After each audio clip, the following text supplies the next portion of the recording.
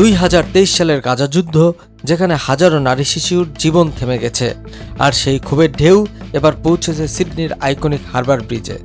গত রবিবার প্রবল বৃষ্টি আর ঠান্ডা হাওয়াকে উপেক্ষা করে প্রায় 3 লাখ মানুষ একসঙ্গে হাঁটলেন গাজার জন্য। এই মিছিলের ডাক এসেছিল মাত্র 7 দিন আগে।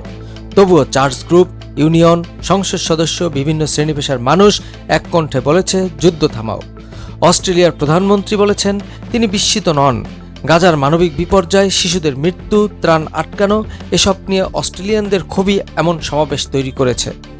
এই বিক্ষোভ এসেছে এমন সময়ে যখন অস্ট্রেলিয়ার লেবার সরকার জাতিসংঘে ফিলিস্তিন রাষ্ট্রকে স্বীকৃতি দেওয়ার চাপে রয়েছে, যা যুক্তরাষ্ট্রের একাকিত্ব আরও বাড়াতে পারে। তবে মিছিলের মূল দাবি ছিল ইসরায়েলের সঙ্গে অস্ত্র বাণিজ্য বন্ধ করা, নিষেধাজ্ঞা দেয়া, গাজায় ত্রাণ প্রবেশ নিশ্চিত করা এবং তাৎক্ষণিক অস্ত্রবিরতি।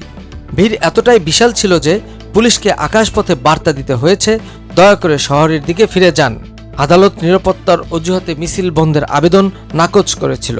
কেউ মিছিলকে মানবতার পক্ষে দাঁড়ানোর প্রতীক বলেছে, কেউ আবার সমালোচনা করেছে হামাসপন্থী রাজনীতি বলে।